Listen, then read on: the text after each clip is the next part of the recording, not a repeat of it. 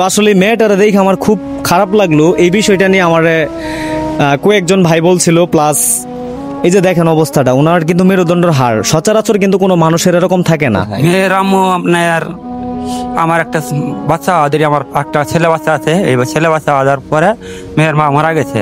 ও মানে আপনার ওই স্ত্রী গর্ভ অবস্থায় ছিল, সন্তান ডেলিভারি হওয়ার সময় সিজারে মারা গেছে, সিজারে বাচ্চা হওয়াদের কোনি। আর মেয়েটা শিয়ান হইলে আমি কি করবো আমি চিন্তা ভাবনায় বাচ্চা আছে না, একটা মেয়েটা শিয়ান হয়ে গেছে, মেয়েটা নিয়ে আমি বিষয়ে চিন্তা ভাবনায় আছি। তো যারা আপনাকে অনুদান দিতে চায় বা যারা আপনার মেয়ের চিকিৎসা বাবদে কিছু টাকা পয়সা দিবে, মানে তারা কিভাবে দিবে? আপনার কি কোনো বিকাশ, নগদ এরকম কোনো নাম্বার আছে? আমার মেয়ের একটা প্রতিবন্ধীর বিকাশ আছে, ওই প্রতিবন্ধী পাঠিয়ে দিলেই আমার। আচ্ছা, নাম্বারটা কি আপনার মুখস্থ আছে? নাম্বার মুখস্থ আছে। আচ্ছা, নাম্বারটা একটু আস্তে ধীরে সবাইকে বলেন তো। আচ্ছা ঠিক আছে, 01913104791। আসসালামু আলাইকুম সম্মানিত দেশবাসী এবং প্রবাসী ভাই বোনেরা, আমার আশা করি সব অনেক ভালো আছেন। তো আজকে আরেকটি মানবিক কাজ নিয়ে আপনাদের সামনে চলে আসছি। সেটা হচ্ছে আমার পাশে একজন বাবা এবং তার পাশে একজন মেয়ে। তো উনারই মেয়ে, তো বিষয়টা আগে আমি একটু দেখাই। তো উনার মানে অল্প বয়সেই যে একটা অবস্থায় যে দেখেন মেরুদণ্ডের হাড় কিন্তু বেগ একবারে হয়ে গেছে, মানে যতই দিন যাইতেছে ততই কিন্তু এটা অবনতির দিকেই যাচ্ছে, তো কোনো উন্নতি হচ্ছে না। আচ্ছা, আমি একটু আপনার সঙ্গে কথা বলি। আচ্ছা, এই যে আপনার যে মেয়েটা, হ্যাঁ আপনার মেয়ের যে বর্তমান অবস্থা এরকম, এটা মানে কিভাবে? আমার মেয়েটা ভালোই আছে, লাগে ছোটবেলা 1 বছর বয়স হলো তখন মেয়েটার ঘাড়ে একটা খোলা হলো। খোলার পরে আমি একটা কবিরাজ নিয়ে গেলাম। কবিরাজ যাওয়ার পরে আরো অবশ্যই পড়ে গেছিল মাটিতে। পরে দেওয়ার পরে আমি আর চিকিৎসা মনে নিলাম। পরে মেডিকেলে নিয়ে গেলাম। মেডিকেলে নেওয়ার পরে গেলে ঘরের ভিতরে, রোগের ভিতরে হাওয়া আটকেছে। আমার ডাক্তারে বলছে, বলে তুমি ময়মনসিংহ সরবরা হাসপাতালে নিয়ে যাও, নিগার পরে ঠিক হইতে পারে। আমি টাকা পয়সার কারণে আমি এর নিতে পারি নেই। আমার আগে তো অনেক কিছু ঋণ হয়ে গেছে, আরো আমি ইনার মধ্যে করে আছি। ফালাইতে পারি না, আর নিজে আমি খাইতেই পারি না। আনি সারামো না, আমি মেয়ের চিকিৎসাই করবো। আচ্ছা, আমি আসার পরে তো মেয়ের আম্মুরে দেখলাম না। মেয়ের আম্মু কোথায়? মেয়ের আম্মু আপনার আমার একটা বাচ্চা ওদের আমার একটা ছেলে বাচ্চা আছে, এই ছেলে বাচ্চা হওয়ার পরে মেয়ের মা মারা গেছে। ও মানে আপনার ওই স্ত্রী গর্ভ অবস্থায় ছিল, সন্তান ডেলিভারি হওয়ার সময় সিজারে মারা গেছে, সিজারে বাচ্চা হওয়াদের। দেখেন, আসলে আপনারা বিশ্বাস করতে পারবেন না, এমন একটা মাসুম বাচ্চা রাইখা তার মা আরেকটা সন্তান দুনিয়াতে ভূমিষ্ঠ করার জন্য নাকি প্রাণ দিয়ে দিচ্ছে। তো আসলে মেয়েটারে দেখে আমার খুব খারাপ লাগলো। এই বিষয়টা নিয়ে আমার কয়েকজন ভাই বলছিল, প্লাস এই যে দেখেন অবস্থাটা, ওনার কিন্তু মেরুদণ্ডের হাড় সচরাচর কিন্তু কোনো মানুষের এরকম থাকে না। আচ্ছা বাবু শোনো, আমি তোমার সঙ্গে একটু কথা বলি। তোমার কি এটার জন্য কষ্ট লাগে বা খারাপ লাগে এমন? মানে তোমার কিছু মনে হয় যে আমার ব্যথা লাগে বা কষ্ট হয় নিঃশ্বাস নিতে বা যে কোনো ধরনের কোনো সমস্যা মনে হয় তোমার?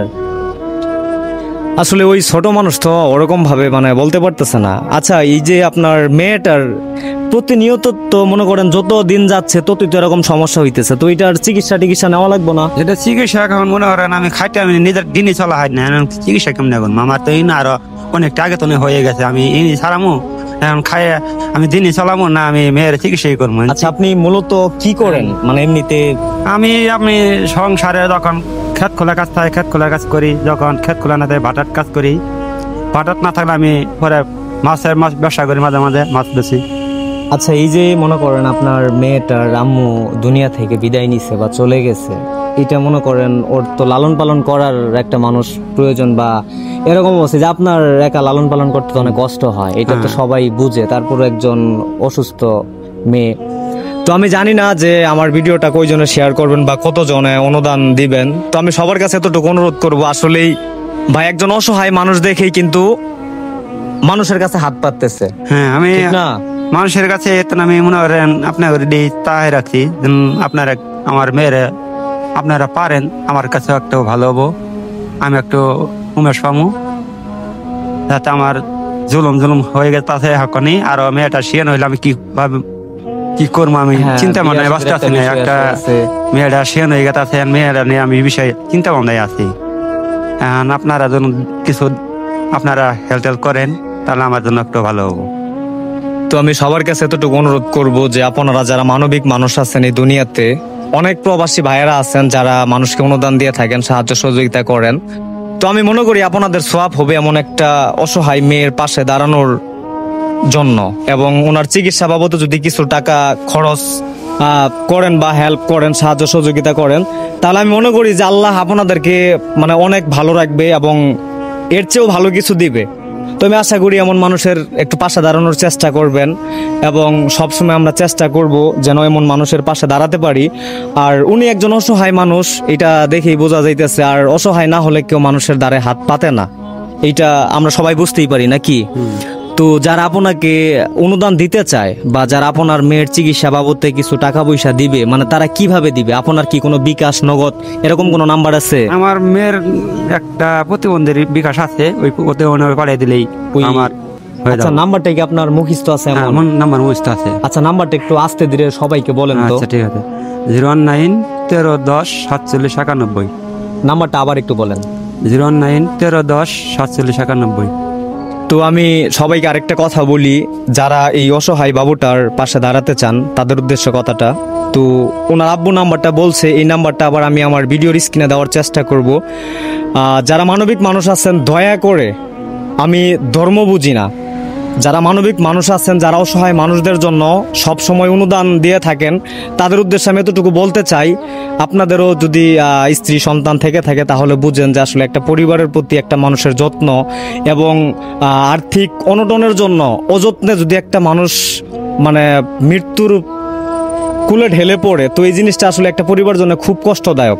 যাদের টাকা পয়সা আছে তারা দেশ থেকে বিদেশে নিয়ে যাও, চিকিৎসা করতে পারেন, আর যাদের নাই তাদের অবস্থা অনেক খারাপ, তাদের ভিতরের কষ্টটা কেউ বুঝে না। তো অনেক মানুষ আছেন যারা মানুষের পাশে দাঁড়ান, তাদের কাছে আমি এতটুকু অনুরোধ করব, এবং আমি ওনাদের নাম্বারটা আমার ভিডিওর উপরে দিয়ে দিব স্ক্রিনে। তো যারা আছেন সরাসরি ওনাদের সঙ্গে কন্ট্যাক্ট করে, ওনাদের সঙ্গে কথা বলে, ওনার আব্বুর সঙ্গে কথা বলে তারপরে সঠিক জায়গায় আপনারা টাকাটা দিবেন। আর বিশেষ কথা হচ্ছে যে আমার কমেন্ট বক্সে যদি কেউ কোনো ধরনের কমেন্ট করে আপনার নাম্বার দেয়, ওই নাম্বারে আপনারা যোগাযোগ করবেন না। আমার ভিডিওর স্ক্রিনে যে নাম্বারটা দিব এবং আমি কমেন্ট বক্সে যে নাম্বারটা পিন করে দিব, দয়া করে আপনারা এই অসহায় মেয়েটার জন্য যে যা পারেন আর্থিকভাবে একটু সাহায্যের হাত বাড়িয়ে দিবেন। এটা আমার মানে অনুরোধ, এবং আমি সবার হাতে ধরে এবং পায়ে ধরে বলি যে আপনারা একটু সাহায্যের হাত বাড়িয়ে দেন, যেন এই মেয়েটা সুস্থ স্বাভাবিক জীবনে ফিরে আসতে পারে এবং ওনার ভবিষ্যৎটা ভালো হয়। এবং আপনারা তো বুঝতেই পারতেছেন যে একজন মেয়ে মানুষ, ওনাকে বিয়ে শাদী দিতে হবে, আর একজন অসহায় বাবা, উনি একজন দিনমজুর মানুষ, তো বেশি কথা বললে অনেক কথাই হবে।